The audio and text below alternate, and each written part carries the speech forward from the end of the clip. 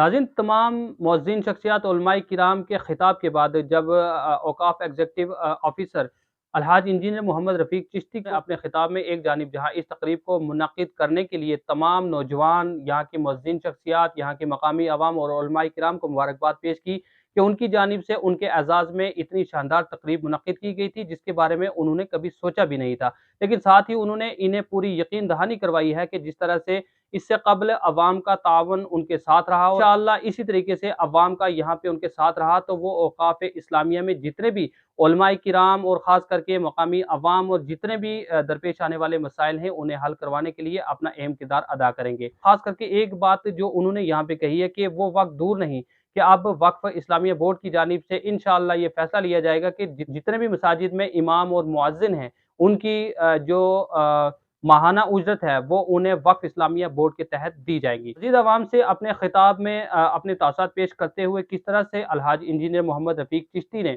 अवाम को यकीन दहानी करवाई है कि वो उनकी उम्मीदों पर खरा उतरेंगे और किस कदर जो है उनके खिताब को अवाम की जानिब से बड़े गौर और फ़िक्र से सुना जा रहा था। मानो ऐसा लग रहा था कि जैसे अवाम को आज एक सुनहरा मौका मिला है कि एक ऐसी शख्सियत जिसके लिए हमेशा जो है अवाम तरसती थी और आज वो शख्सियत उनके सामने से खिताब कर रही है और ख़ास करके वो शख्सियत जिसके लिए अमूमन हर छोटे से बड़े आदमी को लेकर अगर बात करें तो जब वो बात करते थे, जब उनका नाम आता था कि अलहाज इंजीनियर मोहम्मद रफ़ीक चिश्ती साहब, तो हर कोई उनको बाबू चिश्ती के नाम से भी जानता था। लेकिन आज उसी अवाम के सामने जब वो शख्सियत खिताब कर रही थी, तो अवाम में किस कदर जोश और जज़्बा था और किस कदर अवाम खुश नज़र आ रही थी। आइए देखते हैं हमारी इस रिपोर्ट में। आज की इस महफिल के सजाने वाले हजरात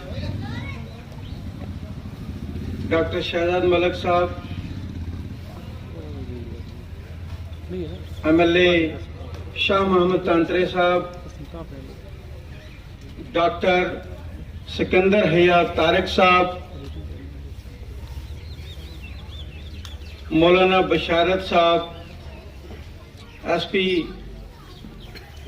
अल्ताफ हुसैन शाह साहब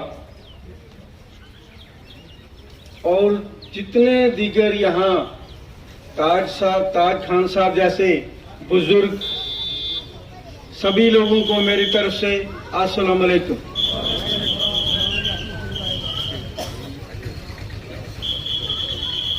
मैं बड़ा खुश नसीब हूँ कि साईं बाबा की अजमत की वजह से इन काबिल शख्सियत ने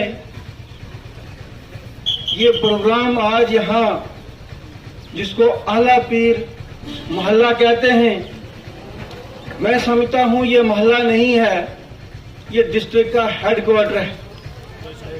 यहाँ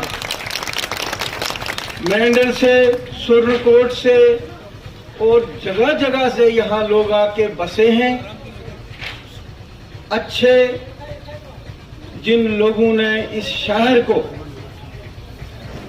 आपको पता होना चाहिए कि ये 1947 से पहले पुंछ एक रियासत थी, रियासत को मोहल्ला बना दिया है और इंशाअल्लाह ये लोग मिलकर जिस तरीके से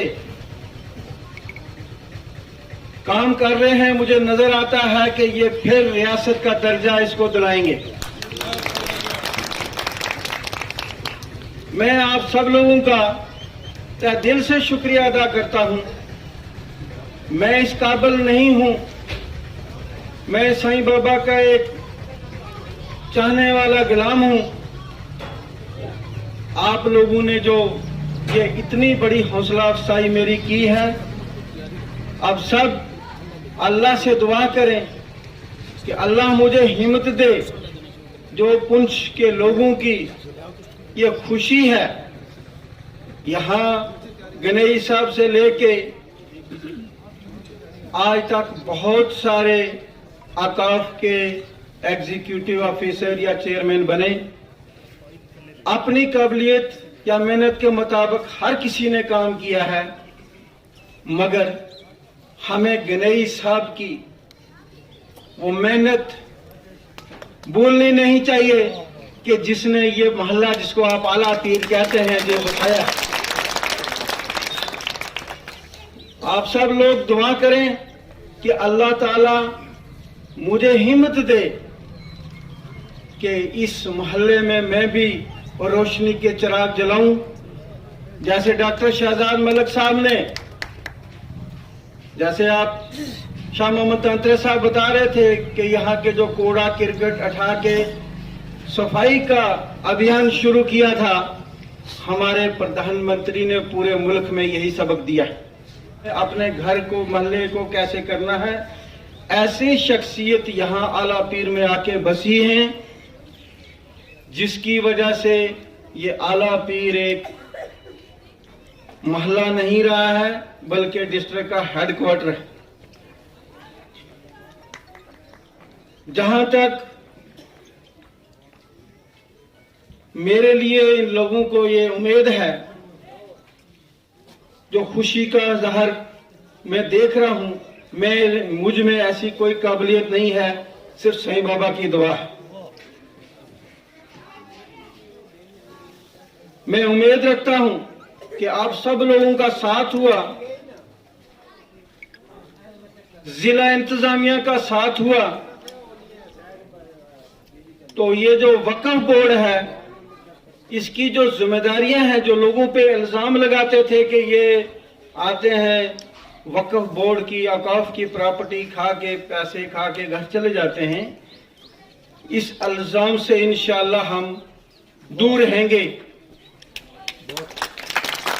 और हमारे डिस्ट्रिक्ट पुंछ में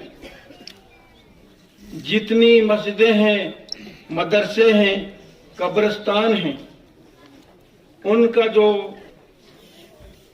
इस्लाम के मुताबिक फैसला किया जाएगा और हर किसी मस्जिद का दर्जा, मदरसे का दर्जा या कब्रिस्तान की प्रोटेक्शन की जाएगी, ताकि किसी को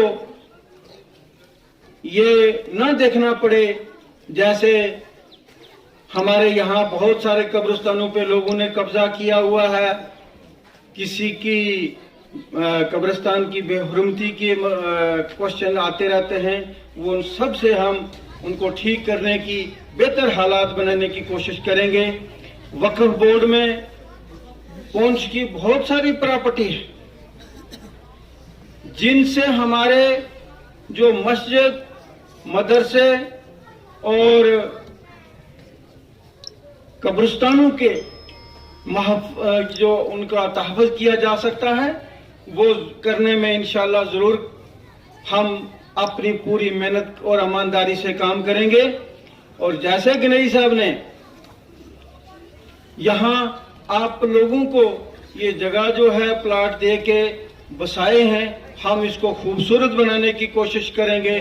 और जो हमारे मस्जिद और मदरसों में दीनी तालीम है, बगैर किसी फिरका परस्ती के हर जगह उनका पूरा पूरा तहव्वुन। आपको पता होना चाहिए कि हमारी डिस्ट्रिक्ट पुंछ में 229 पंचायतें हैं। हर मोहल्ले में मस्जिद की जरूरत होती है, हर मोहल्ले में मदरसे की जरूरत होती है, क्योंकि ये जो तालीम दीन दिखाता है, अंधेरे से रोशनी में कैसे लाना है।